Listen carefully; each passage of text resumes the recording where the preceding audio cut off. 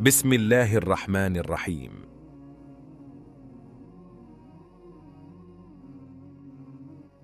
दुआ क्या है? दरअसल दुआ एक मन्नत है, गुजारिश है, जो बंदा अपने अल्लाह से करता है। वो किसी वक्त भी मांगे, उसका दरवाजा कभी बंद नहीं होता। उसे मांगने के लिए वक्त की कोई पाबंदी नहीं है, कैद नहीं है। कम या ज्यादा कितना मांगा जाए, इसकी भी कोई पाबंदी नहीं है। वो ऐसा देने वाला है कि उससे जितना मांगा जाता है वो उतना ही खुश होता है, जबकि अगर कोई न मांगे तो वो गुस्सा होता है, नाराज हो जाता है।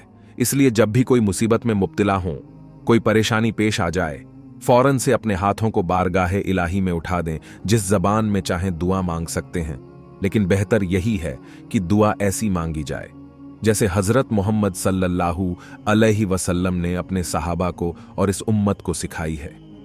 अल्लाह से मांगने में भला कैसी शर्म, दुआ रो रो कर मांगनी चाहिए, जैसे एक बच्चा अपनी मां से, अपने बाप से कोई चीज रो रो कर मांगता है।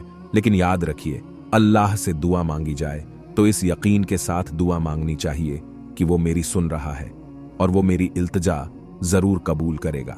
वैसे तो दुआ किसी भी वक्त मांगी जा सकती है, लेकिन कुछ खास अवकात ऐसे हैं, कुछ खास लम्हे ऐसे हैं जब उसकी रहमत के दरवाजे खोल दिए जाते हैं। ये ही वो वक्त होता है जब दुआ कबूल होने के इम्कान बहुत हद तक बढ़ जाते हैं। दुआ के कबूल होने के मौके कौन से हैं? चलिए हदीस की रोशनी में हम आपको बताते हैं। हजरत आयशा रजी अल्लाहु अन्हा ने एक हदीस बयान की है जो बहुत आम है। आपने हजरत मोहम्मद सल्लल्लाहु अलैहि वसल्लम से मालूम किया, या रसूल अल्लाह, अगर मुझे लैलतुल कद्र यानी शबे कद्र मिल जाए तो क्या दुआ मांगूं? आप सल्लल्लाहु अलैहि वसल्लम ने इरशाद फरमाया, तुम इस तरह कहना है, अल्लाह तू माफ करने वाला है, करम करने वाला है, माफ करने को पसंद करता है, मुझे भी माफ कर दे। दोस्तों, अपने माँ बाप को खुश करके, उन्हें राजी करके उनसे दुआओं की गुजारिश करना चाहिए, क्योंकि माँ बाप की दुआएं औलाद के हक में जरूर कबूल होती हैं। आप में से कुछ लोगों को इसका तजुर्बा हुआ होगा। कौन कौन है जो आज माँ बाप की दुआओं की वजह से बड़े ऊंचे मुकाम पर है? कमेंट करके जरूर बताइए। 3 फराइज यानी फर्ज नमाज पढ़ने के बाद कसरत से नवाफिल नमाज पढ़ने के बाद जब नफिल नमाजों में दुआ की जाती है तो कबूल होने के इम्कान बहुत बढ़ जाते हैं। 4 आधी रात को उठकर और फर्ज नमाज को अदा करने के बाद बहुत जल्दी दुआ कबूल होती है। 5 जब नमाजी तशहुद यानी सलाम फेरने से पहले और दुरूद शरीफ पढ़ने के बाद जो दुआ मांगता है कबूल होती है। 6 जब अजान होती है तब भी दुआ कबूल होती है। 7 अजान के बाद इकामत के बीच में यानी अजान के बाद से नमाज के लिए जमात खड़ी होने के बीच के वक्त में जो दुआ मांगी जाए कबूल होती है, इसलिए कि अल्लाह के नबी सल्लल्लाहु अलैहि वसल्लम का इरशाद है, अजान और इकामत के दरमियान के वक्फे में दुआ को रद्द नहीं किया जाता।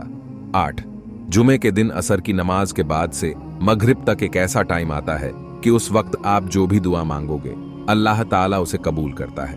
9 रमजान के मुबारक महीने में दुआएं कबूल होती हैं। 10 जिलहिज्जा के पहले 10 दिन बड़े मुबारक होते हैं, इन दिनों में भी खास तौर से दुआएं कबूल होती हैं। 11 जब आबे जमजम का पानी पिया जाता है तो उस वक्त भी दुआ कबूल होती है। एक बहुत खास बात है जिसका अगर ध्यान न रखा गया तो जिंदगी भर दुआ मांगने के बाद भी दुआ कबूल नहीं होती। वो ये कि हराम रोजी खाना, हराम लुकमा अगर पेट में जाता है और आदमी हलाल रोजी नहीं कमाता है, हराम से नहीं बचता है, तो उसकी दुआ कबूल ही नहीं होती। और जो हराम रोजी से बच गया तो अल्लाह पाक के रहमो करम से उसकी दुआ जरूर कबूल होगी। आज से हमारे इस चैनल पर दुआ के कबूल होने के हैरत अंगेज किस्से की एक सीरीज हम लगातार अपलोड करने जा रहे हैं। आप जरूर देखें, सुनें। वीडियो पसंद आया हो तो लाइक करें, चैनल को सब्सक्राइब करें, दोस्तों के साथ शेयर करें और कमेंट करके जरूर बताएं वीडियो कैसी लगी।